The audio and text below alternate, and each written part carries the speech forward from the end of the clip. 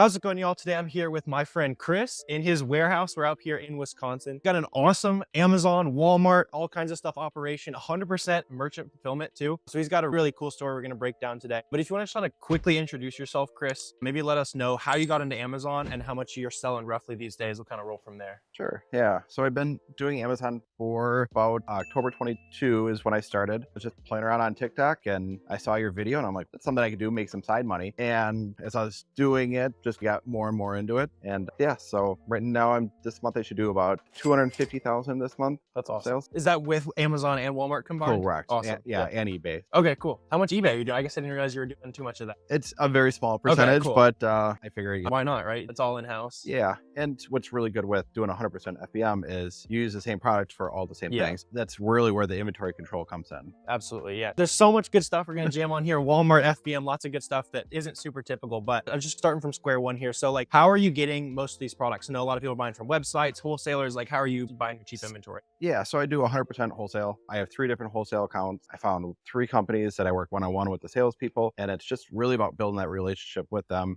And the more you work with them, the better prices they give you. Yeah, that's awesome though. So right, it's like literally 3 companies that builds a whole 7-figure business every year. But I assume it took a lot of legwork to build those relationships, right? Yeah.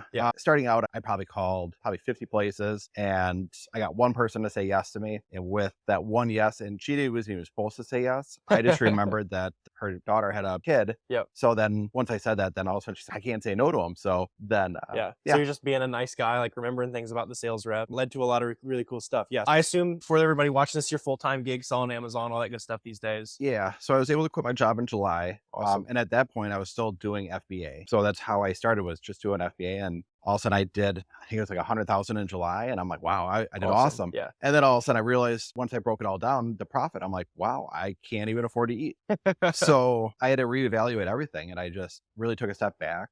And about that time, I actually got IP complaint, and Amazon was going to say, gonna kick you out. So I reached out to one of the people that I got an IP complaint from, and he took his IP complaint away. But along with that, I built a relationship with him, and he's been selling on Amazon for a long time. He gave me a lot of information, and he's really helped me out through this journey. And I went to 100% FBM, and then it excelled very quickly. So I was really able to take those steps forward. That's awesome. Yeah. That's hilarious. Reaching out to the guy, like, can you get rid of my IP complaint? Like, yeah. And he actually ended up teaching you a lot about selling on Amazon and stuff too, and right? to this day, we still talk. We'll email back and forth quite a bit. That's awesome. Yeah. We'll get into that type of stuff too. I know you're doing like branded bundles and like all this kind of stuff. The other thing I want to touch on is obviously we're sitting in the warehouse, see a bunch of grocery products behind. There's a bunch of grocery products everywhere. So like, why did you land on the grocery niche? A lot of people, when they first start selling, it's, oh, I don't know what I want to sell. Why'd you land on grocery? So I did restaurants for 20 years. I know about food. So food is my safety. So that's where I went to, because that's what I was comfortable with. That's the knowledge that I had. Yeah. And I think if you're going to sell something, you have to know something about it. I wear the same pair of shoes every day.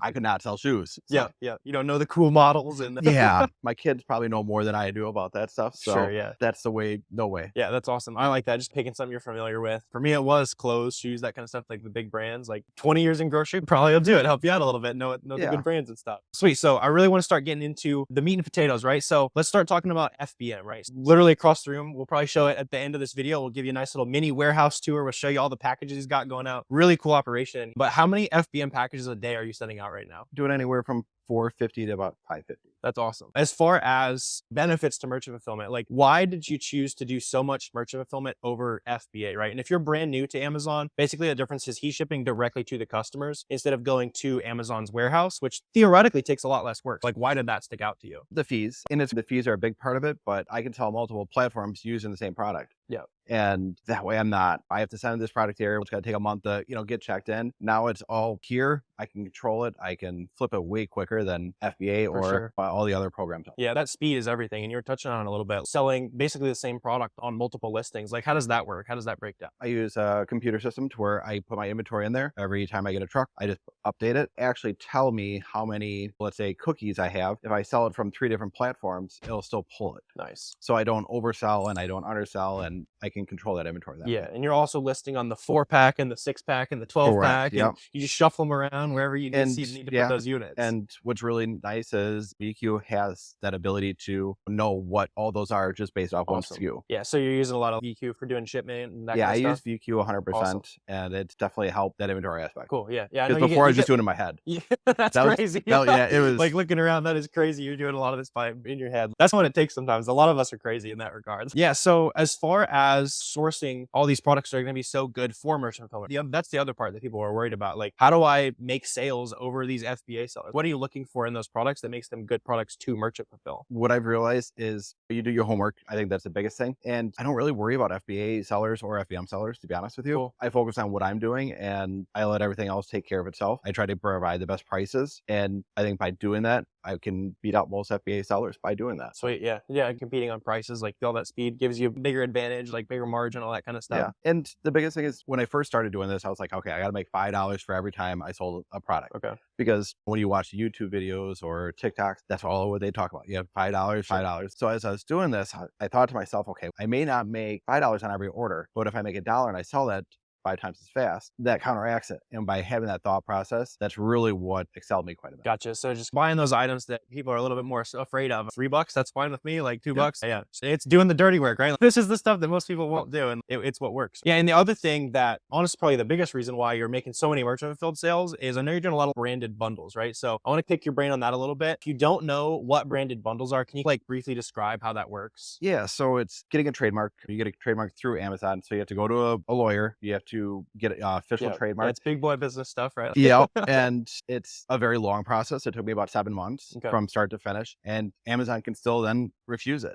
That's always in the back of your mind of you're spending all this money, you're spending all this time doing it, and then Amazon can just reject it, and then you have to start all over. I got very lucky. It went through the first time. Awesome. And what's really nice with it is you are able to create listings for yourself. You can somewhat get where nobody else can go on there, but there's definitely holes in that system to where they can still jump on there. Yeah. So as far as logistically, do you have to change the product at all, or what are you doing on those listings so that you get to own it? It's your brand registry. So everybody does things a little differently that way. I've seen other sellers put a pen with it or a sticker. You can put a branded box. There's always different avenues you can do with it. It really depends on what you want to market with it. I was doing pens for a while. I did the branded boxes. So it's really what your comfort zone is. Yeah. It's like, I'll see it all the time. Like, it'll be like a 2-pack of Jif peanut butter, and they'll put like a spoon of some random Chinese company on it. And that's their listing. Yep. So I know you said you're doing pens and boxes, all that kind of stuff. Like, literally just taking the name brand items, like protecting it with your own bundle. Like, they can't have the Chris pen, right? Like, Yeah. When I had WhipBiz pens, I had a bunch. I think I did 5,000 pens at That's that funny, point, yeah. and Yeah. I put a pen with every order. That's awesome. Yeah. At what point do you think that makes sense for somebody to start looking into? Obviously, it's not the easiest way to make sales. So when did you start looking into it? Would you have done it sooner looking back? I don't know if I would have done it sooner. I think I did it at the right time. Cool. I probably did it a little too soon. Okay.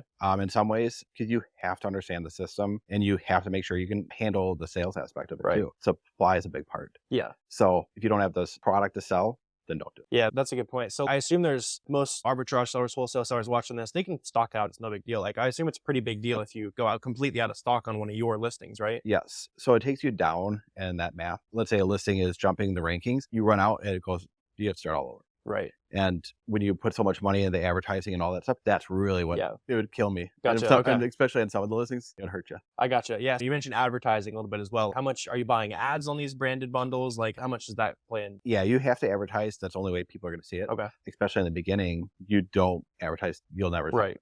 Because it's going to be on the bottom, pay 10. And why pick your Lay's chip listing over the 100 others? Exactly. And there's different things to do it, but advertising on Amazon is a big part of the branded aspect. Cool. Is it pretty common for some of those products to not make money for a few months while you're like getting the ball rolling? How much does that play out? Is it really expensive? No, it's a pay-per-click ad. Yeah. It's just playing with it. And the great thing with Amazon is it provides all the keywords for you. Yeah. So Amazon does the legwork for you. You just have to put the money up front.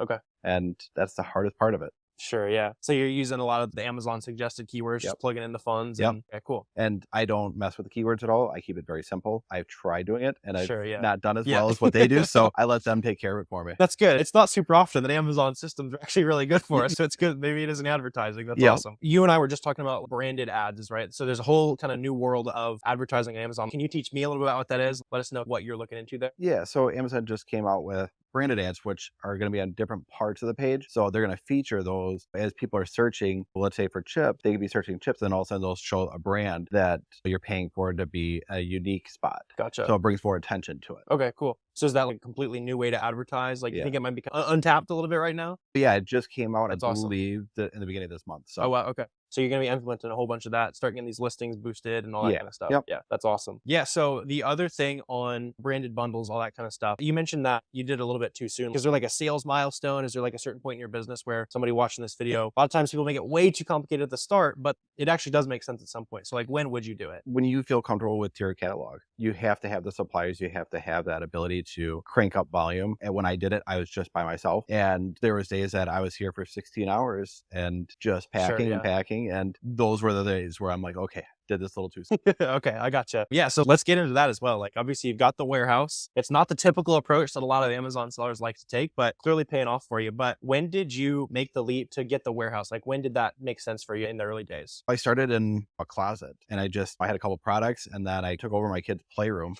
There you go. And You always lose a room of your house at some point as an Amazon seller, right? Whether it's the kitchen, the kids' room. So I did that. I would work my day job, and then I'd come home and I'd pack. And again, at that point, I was doing FBA, but it came to that time where I was like, okay, don't really care for my job. Got to do something different. Sure. And I found another job right after that. And I hated that job even more. So then I just went 100% into it. Cool. And got the warehouse. And I'm like, okay. So I did about 12, 14 hours there by myself every day. Yep. And I tried doing the prep center and realized that was probably not going to work out for me. And it was about October that things really took off. And things just gelled. It was about Halloween. That was the day that I knew that, okay, things are about to get crazy. That's awesome. With the warehouse grind, you're working these big, long days. You also, you hired some people, you got people roaming around in the warehouse. Like, when did it make sense for you to start hiring people? Like, how did that play in? Yeah, it was a little bit before Halloween. I had a former employee. She used to work for me before. She'd just stop in, say hi every once in a while. And I'd be like, I'll give you let's say 1 day a week. And it was about that Halloween. I'm like, oh, I could really use you a little bit more. And she quit where she was working. And now that's awesome. Yeah. So you're just starting somebody you already know a little bit, part-time work. And I might need some help. Like that. I love that. Like, a lot of people don't hire people you already know, or friends, family, like that kind of stuff. Like, keep the money in the circle. People you already know, like that kind of stuff. Then you know the good and the bad. Yeah. Yeah. And I always say, if you know them, then you can trust. Yeah. That's a big part of it. Yeah, for sure. In small business, like, you don't have all the fancy systems to know when stuff might go missing and all that kind of stuff. So yeah, really good to have that kind of stuff in place. Was there any specific reason why you chose the type of warehouse you chose, or like the size of warehouse? Was it just whatever you could find? Yeah, we just moved into this warehouse about a month ago. Yep. And before that, we had one about a third of the size. So it was very small, and I just took whatever I can get at that point. It was like a little storage unit. Last time I came to visit, you got a proper operation going in here. And at that point, we were just using tables or benches that you got from Home Depot. Sure, yeah. Yeah, that's sweet. I also want to talk about the obvious sourcing product side, right? That's where a lot of people watching this video, they're probably at. When you're reaching out to suppliers, and you mentioned called 50, you barely got that one supplier account. What is your approach when you're reaching out to new suppliers? Be genuine, be yourself. Sure. I think it's very easy to turn the salesperson on in you, but just be who you are. And that's how I've done well, is just always staying true to me and don't sugarcoat it. Yeah. This is what I'm doing. This is why I'm doing it. And tell your story. Everybody's got a story. And that's what those suppliers really, especially now, that's what I've really learned is you have a unique story,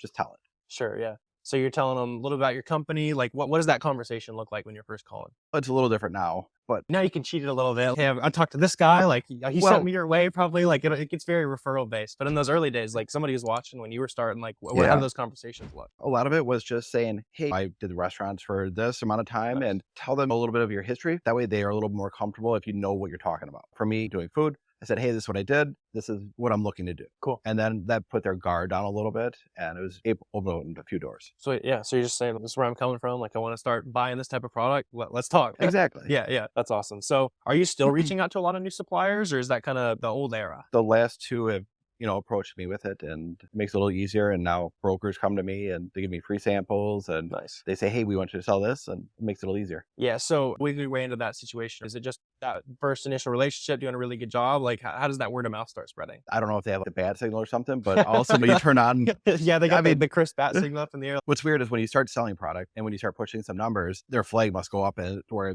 they just start knocking on the door, getting emails, phone calls. And sometimes I wonder, how do they get my email, or how do they get my phone number? They just know you're buying a whole bunch of product from somebody else. Yes. Okay, cool. And that's where those opportunities come in. Gotcha. Because they'll tell you about products before they're on the shelf. Yeah. So is it fair to say that finding that first wholesale account, that first product that's profitable is the hardest part? It's really building that first relationship with that Sure. supplier, and everything else will come after that. Gotcha. Just focus on one and don't worry about everything else. Yeah. You mentioned that first supplier you landed, like you remember the daughter's birthday or something like that, right? Yeah. Like how much follow-up was before that initial, all right, you're in conversation? So it was a third call. Okay. So she put me off the first one, and she said, I'll call back next week because I have to go away because my daughter's having it. Sure. So when I called back the second time, like, oh, so before she could even say anything, I asked her how her daughter was. How does it feel to be a grandma? Yeah. Then all of a sudden, that dropped her guard a little bit, and then she said yes. And I found out months later that she's like, I was supposed to tell you no that That's day. funny. That's And funny. so it worked out, and I still Yes. keep in contact with you. Cool. now. Yeah. So just keeping a couple conversations going. And I guess I would have lost that because I said it was her birthday. It was a daughter. So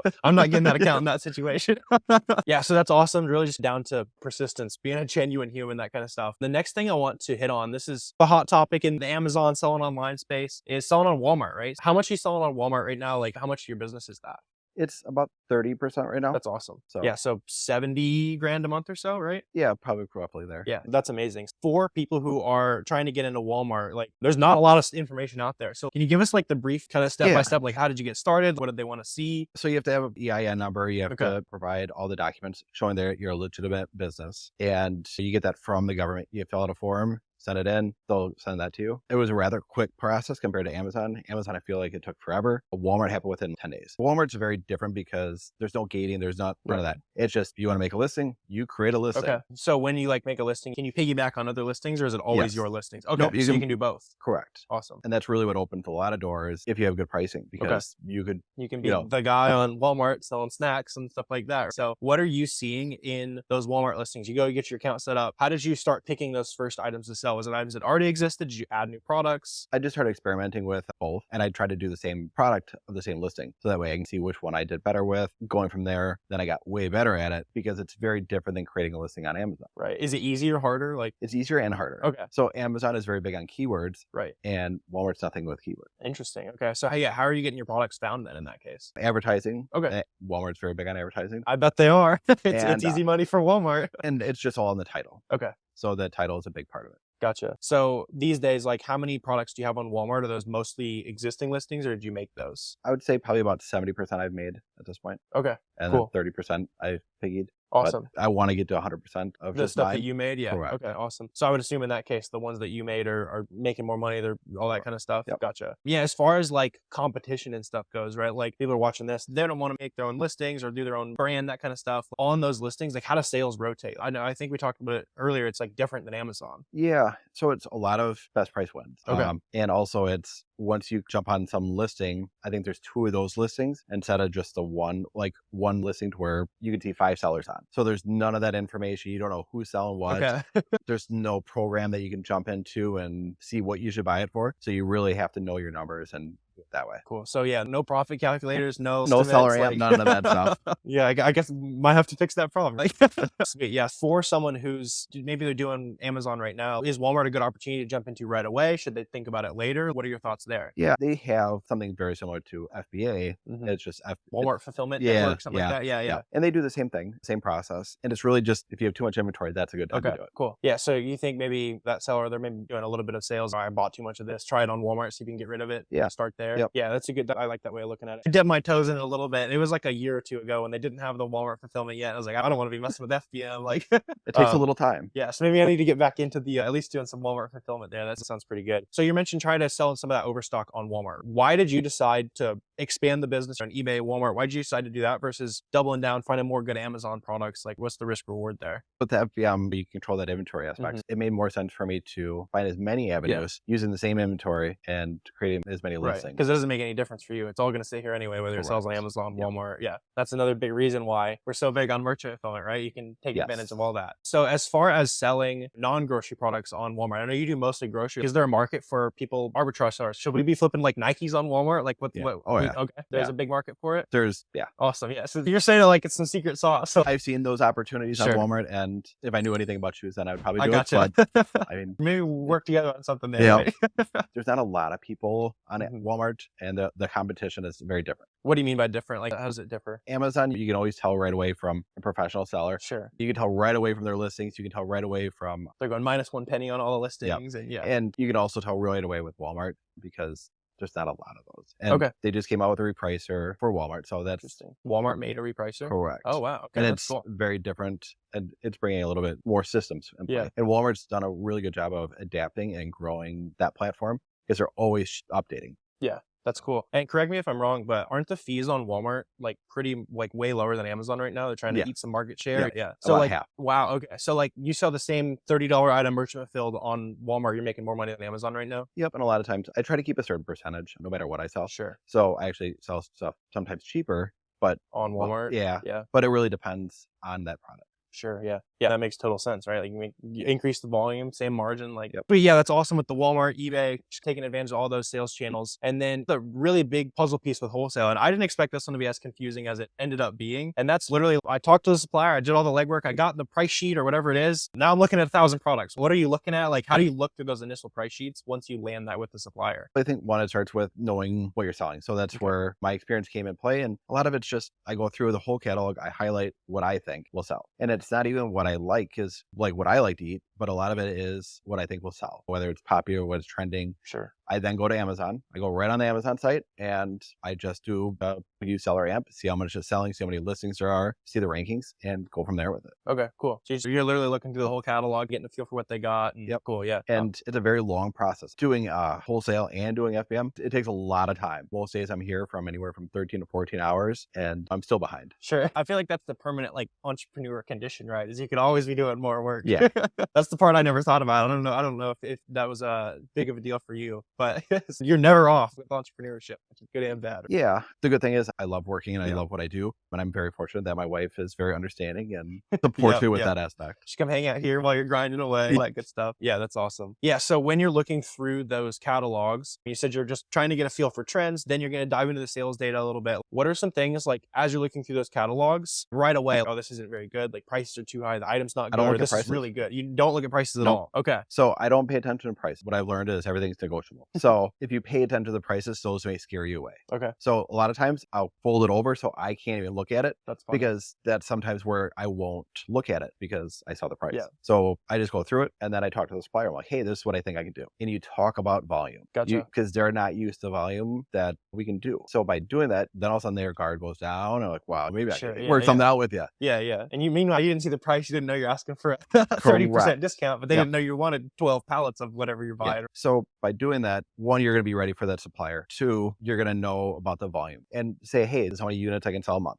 and have it printed out and you give them a copy, and always do that stuff face to face. And that's the biggest part with it is Cool. building that relationship with those salespeople because their guard goes down. Yeah. Those are the And- people that make you all the money, right? Like, And they help you. I mean, all three salespeople help me tremendously to get to where I am. Awesome. Without them, there's no way. Yeah, absolutely. It's all relationships. So like you're looking through those catalogs and basically you're just looking for something you can buy a ton of. And you're like, hey, this is what I could sell. What pricing can you get me? Is that the Correct. conversation? Yep. That's awesome. And I have a whole list of this is what I'm thinking. This is the units. And Yeah. So when you're making that list, are you adding a month of stock, a year of stock? What are those numbers so you can really impress the sales rep? I do a week and a month. Okay. So I just keep it simple that way. I get shipments every week. So I get 2 shipments a week from most of them Gotcha. and 1 from another one, but he's going to 2 a week also. So I'll be getting Sweet. 6 trucks. Yeah, there you go.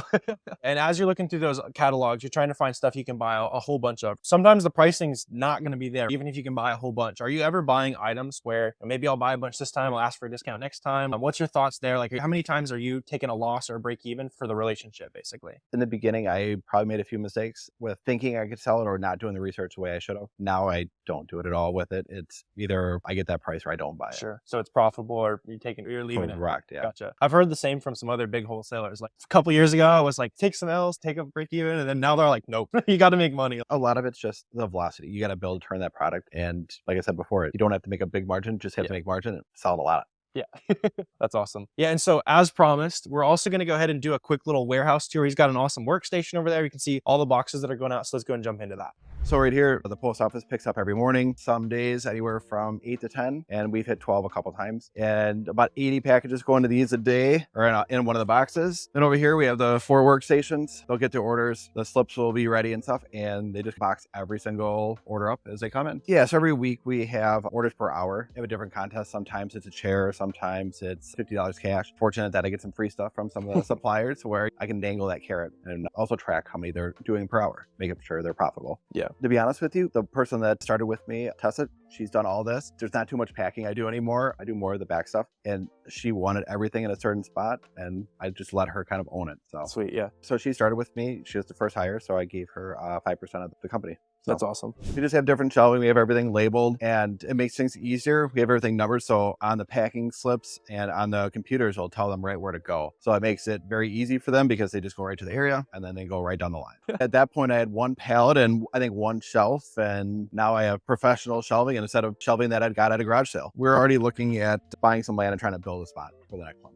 That's awesome. Yeah, so really appreciate you for really just being an open book here, breaking down all your operations. Super impressive stuff you're cooking up here. If they want to go find you on Twitter, where can they reach out to you at? Yeah, so just WhitBiz Snacks. So I got the Twitter, the Facebook, and we're launching the website on tomorrow, Friday, at WhitBizSnacksWI.com. Sweet, yeah. So we'll get all that link down below if you guys want to go drop him a follow. He's got a really cool operation going on here. Let us know if you have any questions, comments, anything like that. Always happy to answer questions. If you want to help out with the algorithm, subscribe, like, all that good stuff. But I really appreciate you watching this video. Thanks again for the time, Chris, and I will see you guys next time.